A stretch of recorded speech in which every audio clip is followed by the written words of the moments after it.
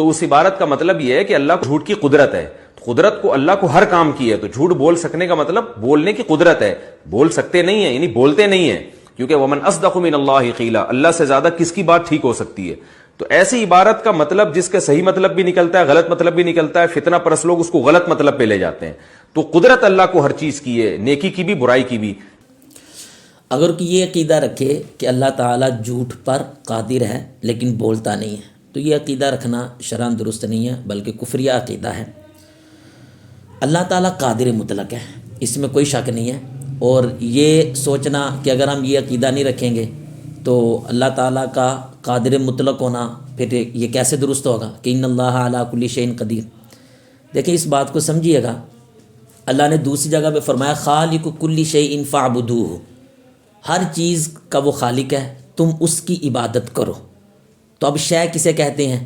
شے کہتے ہیں ہر موجود چیز کو, جو بھی موجود ہے وہ شے ہے. تو اللہ پاک بھی موجود ہے, تو پھر اس کا مطلب تو سیدھا سیدھا یہ ہوا کہ اللہ تعالیٰ معاذ اللہ اپنا بھی خالق ہے. تو اس طرح تو اللہ تعالیٰ کا مخلوق ہونا لازم آئے گا. اللہ کی ذات و صفات مخلوق ہو گئی, اس کا کوئی بھی قائل نہیں ہے, بلکہ جو یہ نظریہ رکھے وہ کافر ہو جائے گا.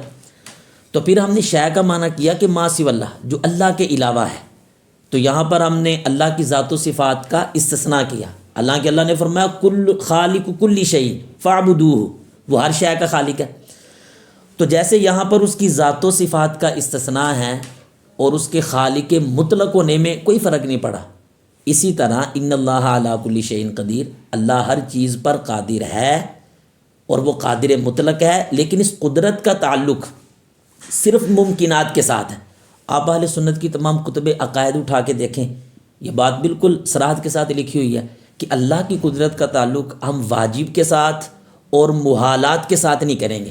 یعنی برائی اللہ کے حق میں یہ محال ہے, جھوٹ یہ محال ہے, ہر عیب اللہ کے حق میں یہ محال ہے کہ اللہ تبارک و تعالیٰ کی اس پر قدرت ہو.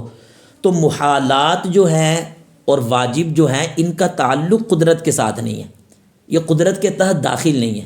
قدرت کے ساتھ صرف تعلق ممکنات کا ہے.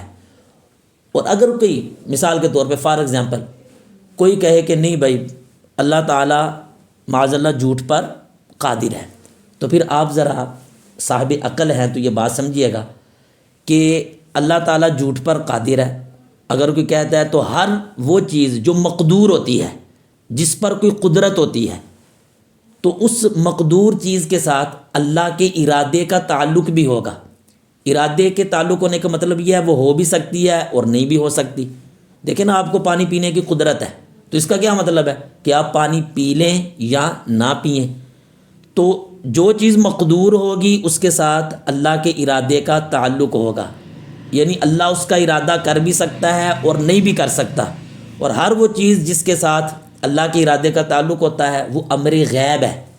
تو بھی امر غیب پر آپ کو کیسے مطلع, آپ کو کیسے اطلاع ہو گئی, آپ کو کیسے پتہ چلا کہ پھر یہ واقع بھی ہوا یا نہیں؟ کیونکہ آپ نے کہا کہ جھوٹ پہ قدرت ہے اور مقدور کا تعلق پھر ارادہ الہی سے ہوتا ہے, اور ارادہ الہی تو یہ ایک غیب کی چیز ہے بھائی, بندے کو تو پتہ نہیں چل سکتا کہ اللہ نے کیا ارادہ فرمانا ہے. اسی لیے فقہا نے یہ کتب فقہ میں یہ مسئلہ مذکور ہے. اگر کسی نے اپنی بیوی کو کہا انتی طالقن انشاء اللہ تعالی, تو اس سے طلاق واقع نہیں ہوگی, یعنی تجھ کو طلاق ہے انشاءاللہ اگر اللہ نے چاہا تو.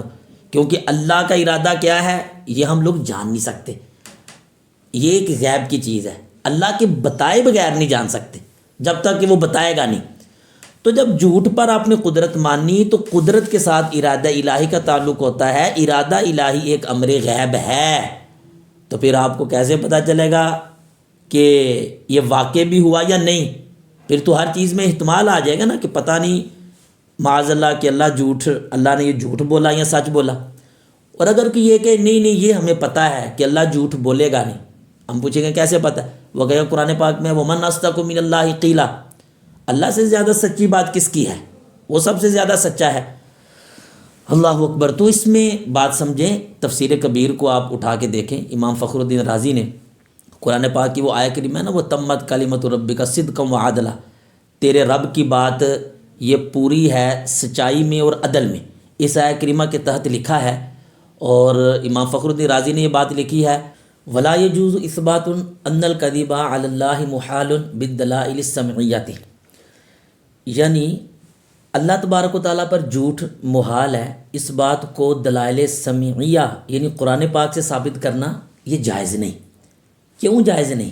وجہ اس کی یہ ہے کہ لِأَنَّ صِحَّةَ الدَّلَائِلِ السَّمْعِيَّةِ مَوْقُوفَةٌ عَلَىٰ أَنَّ الْكَذِبَ عَلَى اللَّهِ مُحَالٌ، کیونکہ دلائل سمیہ کا صحیح ہونا خود اس بات پر موقوف ہے کہ اللہ پر جھوٹ محال ہے، یعنی کہ قرآن پاک کو ہم درست مانتے ہیں، قرآن پاک پر ہمارا ایمان ہے کہ یہ سچ ہے۔ کیوں ایمان ہے کہ یہ سچ ہے؟ کہ اللہ پر جھوٹ محال ہے۔ اب اس بات کو کہ اللہ پر جھوٹ محال ہے ہم قرآن سے کیسے ثابت کر سکتے ہیں؟ اور اگر ہم اسی بات کو قرآن سے ثابت کریں گے تو خرابی کیا لازم آئے گی؟ امام فخر الدین رازی کیا فرماتے ہیں؟ فلو اثبتنا امتناع الکذب علی اللہ بالدلائل السمعیہ، اگر ہم اللہ تعالیٰ کے لیے جھوٹ محال ہے اس کو دلائل سمیہ سے قرآن پاک سے ثابت کریں تو لازم الدور ہوا باطل، پھر تو دور لازم آ جائے گا، اور دور تو باطل ہے۔ اگر آپ نے منطق اور فلسفہ کچھ پڑھا ہے تو آپ اس بات کو سمجھ سکیں گے۔ اس کو میں مزید کچھ آسان کر کے سمجھاتا ہوں کہ اللہ تبارک و تعالیٰ پر جھوٹ محال ہے، اس چیز کو آپ قرآن پاک سے ثابت نہیں کر سکتے، کیونکہ قرآن پاک کو ہم اسی لیے مانتے ہیں کہ قرآن سچا ہے۔ کیوں سچا ہے؟ کہ اللہ پر جھوٹ محال ہے۔ تو اس بات کو کہ اللہ پر جھوٹ محال ہے یہی اگر قرآن سے ثابت کریں گے تو یہ کیسے بات بنے گی؟ یوں تو یہ دور لازم آ جائے گا نا، اور دور تو باطل ہے، یہ تو درست نہیں ہے۔ تو پتہ چلا کہ ومن اصدق من اللہ قیلا سے دلیل پکڑنا یہ باطل ہے۔ تو رزلٹ اور نتیجہ یہی نکلا کہ جب آپ نے قدرت مانی، اور قدرت کا تعلق ارادہ الہی کے ساتھ ہوتا ہے، اور ارادہ الہی ایک امر غیب ہے، آپ کو کیسے پتہ چلے گی آپ کہ بھائی وہ جھوٹ واقع بھی کرے گا یا نہیں؟ تو اس طرح تو پھر دوسری بات یہ کہ دیکھیں اگر آپ کی بات مان لی جائے تو پھر اللہ نے جو کچھ فرمایا اس میں بھی احتمال آ گیا نا۔ قرآن پاک میں اللہ نے جو فرمایا تو اب پتہ نہیں وہ جھوٹ ہے یا سچ ہے، کیونکہ جھوٹ آپ نے قدرت کے تحت مانا، اس کے ساتھ اللہ کے ارادے کا تعلق ہے، اور وہ امر غیب ہے، تو جو اللہ نے فرمایا وہ بھی تو ایک کلام ہے۔ تو اس کلام میں خود احتمال ہے کہ یہ معاذ اللہ جھوٹ ہے یا سچ ہے، تو یہ سارا حشر نشر حساب کتاب یہ سارا اسلام پھر باطل ہو جائے گا۔ ملحدین کو آپ کیا جواب دیں گے؟ تو اس لیے ایسے نظریات نہیں رکھنے چاہیے۔ اللہ تبارک و تعالیٰ کی توحید کیا ہے اس کو سمجھنا چاہیے۔ میں نے شروع میں وضاحت کی کہ جیسے خالق کل شیء کے تحت اللہ کی ذات و صفات داخل نہیں ہیں، اس میں خالق مطلق ہونے پہ کوئی فرق نہیں پڑا۔ اسی طرح ان اللہ علی کل شیء قدیر کا تعلق صرف ممکنات کے ساتھ ہے، تو قادر مطلق ہونے پہ کوئی فرق نہیں پڑتا۔ ہمارا نظریہ یہ ہے کہ جھوٹ میں وہ ابیلٹی نہیں ہے، وہ طاقت نہیں ہے، برائی کے اندر وہ قوت ہی نہیں ہے کہ وہ اللہ کی قدرت کے تحت داخل ہو سکے۔ تو وہ خرابی برائی کے اندر ہے، خرابی جھوٹ کے اندر ہے۔ اللہ کی قدرت میں معاذ اللہ کوئی خرابی نہیں آئی، اس کی قدرت کامل ہی ہے۔ میں اسی لیے کہا کرتا ہوں کہ یہ لوگ سچی بات یہ ہے کہ یہ توحید نہیں جانتے، توحید کو سمجھ ہی نہیں سکے آج تک، اور اللہ تبارک و تعالیٰ کے بارے میں کیسے کیسے نظریات ان لوگوں نے پال رکھے ہیں۔ ہمارے امام اہل سنت کا رسالہ ہے پورا فتاوی رضویہ شریف میں، سبحان السبوح عن عیب کذب مقبوح، آپ اس رسالے کو پڑھیں آپ کے 14 طبق روشن ہو جائیں گے۔ اور پھر اس میں دیکھیں اگر آپ نے کذب کو مقدور مانا، جھوٹ کو مقدور مانا، تو صدق اللہ تبارک و تعالیٰ کی صفت ہے نا، اور اللہ کی صفتیں ساری لازم ہوتی ہیں، ضروری ہوتی ہیں، تو پھر وہ صدق جو صفت ہے وہ ضروری نہیں رہے گی، وہ لازم نہیں رہے گی، اس میں یہ بھی خرابی لازم آئے گی، اور بھی بے شمار خرابیاں لازم آئیں گی۔